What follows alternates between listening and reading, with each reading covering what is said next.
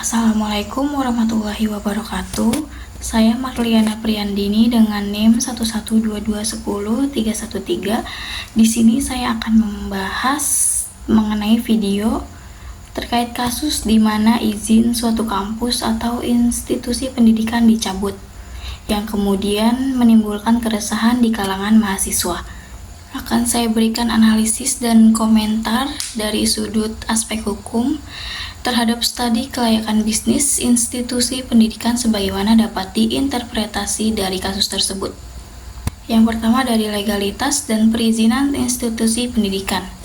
Seperti institusi pendidikan itu di Indonesia wajib memiliki izin operasional dari instansi yang berwenang, misalnya seperti Kementerian Pendidikan, Kebudayaan, Riset dan Teknologi atau Kemendikbud atau pemerintah daerah, agar dapat menyelenggarakan program studi, menerima mahasiswa, dan bisa menerbitkan ijazah yang sah.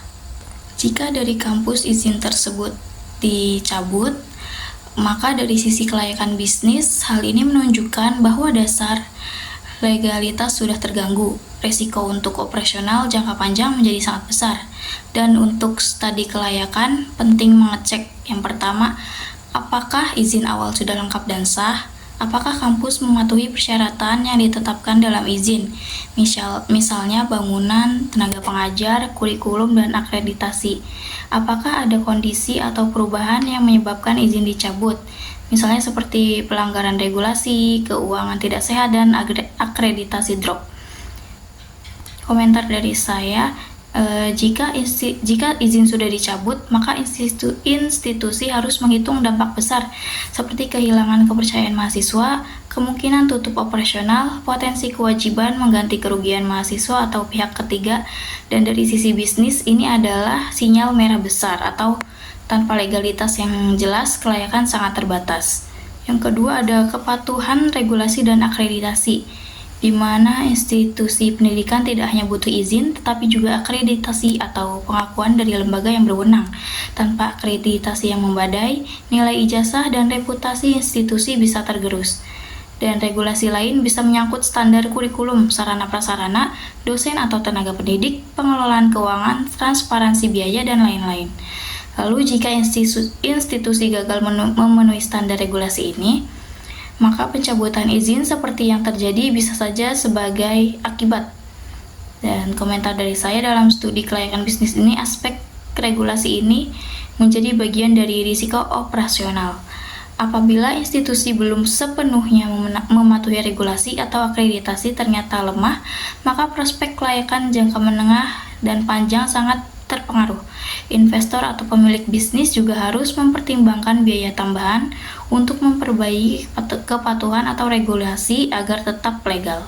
Yang ketiga, kontrak dan perlindungan mahasiswa atau stakeholder, di mana mahasiswa sebagai pelanggan atau klien institusi perlu perlindungan seperti perjanjian mahasiswa, transparansi biaya, jaminan layanan, serta mekanisme penyelesaian sengketa. Dalam kasus pencabutan izin, mahasiswa bisa terkena dampak, misalnya institut tidak dapat menerbitkan ijazah sah atau harus menutup studi sebelum selesai.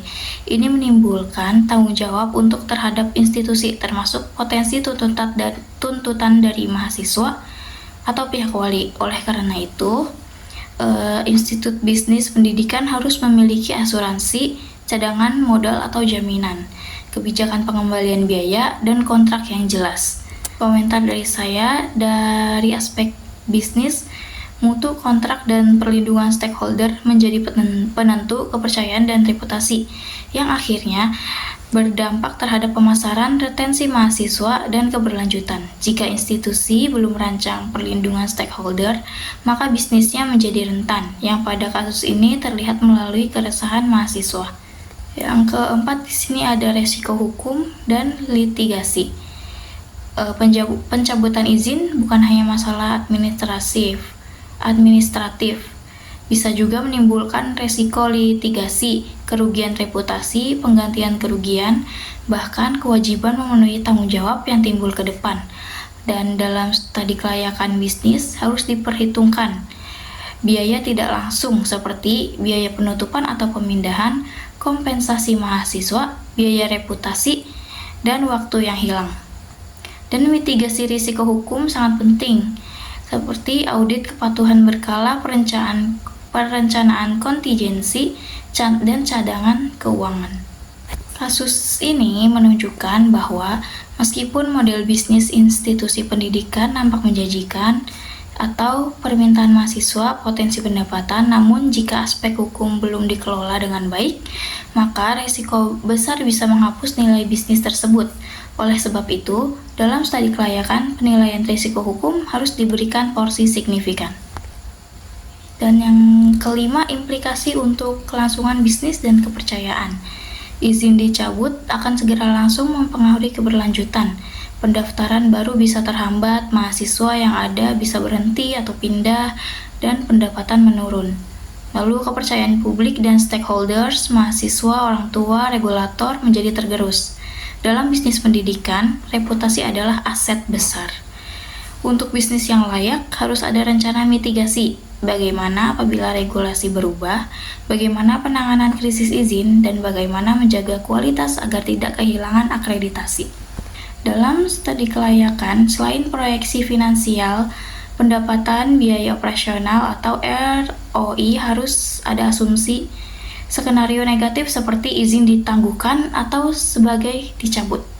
Dan bagaimana institusi akan merespon jika model bisnis tidak tahan terhadap skenario seperti itu, maka kelayakan akan menurun. Lalu apa saja kerangka regulasi yang perlu diketahui? Yang pertama, izin operasional dan pencabutan izin. Berdasarkan Peraturan Menteri Pendidikan dan Kebudayaan Nomor 7 Tahun 2020 tentang pendirian, perubahan, pembubaran perguruan tinggi negeri dan pendirian, perubahan, pencabutan izin perguruan tinggi swasta, diatur bahwa institusi pendidikan tinggi swasta harus memperoleh izin operasional dan bahwa izin itu dapat dicabut apabila persyaratan tidak terpenuhi, atau Peraturan BPK 1. Lalu ada banyak kasus di mana institusi perguruan tinggi izin operasionalnya dicabut karena pelanggaran ketentuan regulasi. Sebagai contoh, Kementerian Pendidikan, Kebudayaan, Riset dan Teknologi atau Kemendikbudristek mencabut izin operasional 23 perguruan tinggi yang bermasalah. Sumbernya dari Detik News. Dan bahkan regulator memberikan waktu tunggu atau masa tenggang sebelum pencabutan full. Misalnya, sebuah sumber menyebut bahwa kampus diberi waktu 6 bulan sebelum izin operasional dicabut. Sumber dari Tempo. Implikasi bisnisnya apabila izin operasional institusi belum jelas atau berada dalam status beresiko dicabut, maka studi kelayakan harus memasukkan skenario risiko ini, penutupan, moratorium, penerimaan mahasiswa, dan pengalihan mahasiswa ke dalam analisis. Yang kedua di sini ada akreditasi perguruan tinggi dan program studi. Akreditasi diatur melalui beberapa regulasi, salah satunya Peraturan Menteri Pendidikan dan Kebudayaan Nomor 5 Tahun 2020 tentang akreditasi program studi dan perguruan tinggi atau peraturan pemerintah. Lalu kemudian regulasi lebih lanjut seperti Peraturan Menteri Pendidikan, Kebudayaan, Riset dan Teknologi Nomor 53 Tahun 2023 tentang penjaminan mutu pendidikan tinggi menyederhanakan dan memperbaharui kerangka akreditasi. Akreditasi itu bukan hanya label, tapi menjadi syarat keberlangsungan izin operasional. Sumber menyebut bahwa institusi yang akreditasinya tidak diperpanjang beresiko kehilangan izin operasional. Dalam implikasi bisnis ini, institusi yang akreditasinya lemah atau tidak memperbarui akreditasi sangatlah rentan secara hukum dan operasional. Dalam studi kelayakan, ini mengurangi nilai institusi, meningkatkan risiko reputasi dan keuangan. Selanjutnya di sini ada syarat pendirian perguruan tinggi. Ada persyaratan administratif, sarana prasarana, contohnya luas lahan minimum dan gedung kampus, dan kualitas sumber daya yang harus dipenuhi ketika mendirikan institusi baru. Dokumen persyaratan pendirian untuk PTS perguruan tinggi swasta dijabarkan dalam panduan seperti persyaratan dan prosedur pendirian perguruan tinggi swasta. Implikasi bisnisnya di sini apabila institusi yang dianalisis tidak memenuhi atau belum memenuhi secara penuh syarat pendirian, maka dalam studi kelayakan harus diakui bahwa terdapat gap legalitas dan operasional yang bisa memengaruhi kelangsungan. Lalu penerapan ke kasus, resiko dan temuan yang harus diwaspadai. Berdasarkan regulasi di atas yang sudah dijelaskan, yang berikut akan saya jabarkan poin-poin temuan kritis yang bisa digunakan untuk menilai bisnis institusi pendidikan dalam video yang sudah diberikan. Pertama, ada status izin operasional saat ini. Apakah institusi tersebut telah memiliki surat keputusan atau SK izin operasional yang masih berlaku? Apakah ada catatan regulator bahwa izin sudah pernah dicabut atau dikenai sanksi? Jika iya, itu adalah red flag besar. Dalam video yang sudah diberikan, kemungkinan bisnis menghadapi pencabutan izin atau kondisi legal yang goyah. Lalu bisa terjadi akreditasi program studi atau institusi. Apakah semua program studi di institusi memiliki akreditasi yang masih berlaku atau sesuai regulasi terbaru? Jika institusi tidak memiliki status akreditasi atau tertunda pengajuan, maka akan beresiko. Dan jika akreditasi tidak dipenuhi atau menurun, maka reputasi dan daya tarik mahasiswa atau orang tua akan menurun. Dan regulator bisa bertindak pencabutan izin operasional seperti kasus-kasus terdahulu. Sumber dari Detik News. Selanjutnya, pelanggaran atau indikasi pelanggaran regulasi. Apakah ditemukan praktik-praktik seperti pembelajaran fiktif, jual beli jasa, atau penyimpangan lainnya yang telah menjadi penyebab pencabutan izin di banyak institusi? Jika bisnis memiliki sejarah atau indikasi pelanggaran, maka risiko hukum dan reputasi menjadi sangat signifikan. Dokumentasi dan transparan. Apakah institusi memiliki dokumentasi persyaratan pendirian yang sah, sumber daya manusia dan sarana yang memadai? Apakah pengungkapan publik yang mencukupi? Jika tidak, maka investor atau pemangku kepentingan harus melihat bahwa biaya perbaikan legalitas bisa besar dan mempengaruhi proyeksi bisnis. Mitigasi risiko dalam model bisnis. Bagaimana institusi merencanakan jika terjadi pencabutan izin? Apakah ada rencana pemindahan mahasiswa, kompensasi, atau pengakhiran kontrak? Dalam studi kelayakan, skenario izin dicabut harus disensitifkan. Penghasilan menurun, biaya tutup meningkat, kewajiban terhadap mahasiswa muncul. Lalu kesimpulan dan rekomendasi untuk studi kelayakan. Dari aspek hukum, fondasi legalitas seperti izin operasional plus akreditasi bukan hanya persyaratan administratif, melainkan faktor kritis yang menentukan keberlangsungan bisnis institusi pendidikan tinggi. Untuk studi kelayakan bisnis institusi pendidikan seperti yang muncul di video, jika fondasi ini lemah atau belum dicek secara mendalam, maka potensi keuntungan atau prospek jangka panjang harus dipangkas dengan margin risiko yang cukup besar. Rekomendasinya, pastikan due diligence terhadap semua izin terkait, seperti SK operasional, pemenuhan persyaratan pendirian, kebijakan regulator terkini. Pastikan semua program studi memiliki akreditasi yang valid atau sedang dalam proses yang sah. Lalu masukkan dalam proyeksi keuangan skenario negatif, pencabutan izin, moratorium pendaftaran, biaya kompensasi mahasiswa.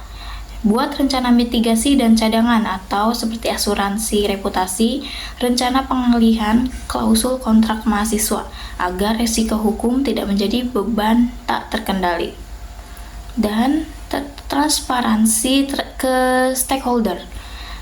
Mahasiswa seperti mahasiswa, orang tua, dan investor tentang status legal dan akreditasi institusi agar kepercayaan tidak runtuh ketika munculnya isu. Yang paling penting juga, sebelum memulai atau menginvestasikan pada institusi pendidikan, pastikan legalitas atau izin akreditasi terkonfirmasi dan terdokumentasi. Dan yang paling penting juga, lakukan due diligence regulasi. yaitu cek peraturan spesifik pendidikan di daerah, persyaratan tenaga pendidik, sarana, keuangan, dan transparansi. Lalu bangun mekanisme kontrak dan mitigasi, seperti jaminan terhadap mahasiswa, asuransi risiko regulasi, dan rencana cadangan. Dan di dalam studi kelayakan, lakukan analisis sensitivitas. Bagaimana jika regulasi berubah? Bagaimana jika akreditasi menurun? Bagaimana jika reputasi buruk? Dan bisnis pendidikan bukan hanya soal pemasaran dan mahasiswa banyak, tetapi juga tentang legalitas, kualitas, dan reputasi yang berkelanjutan.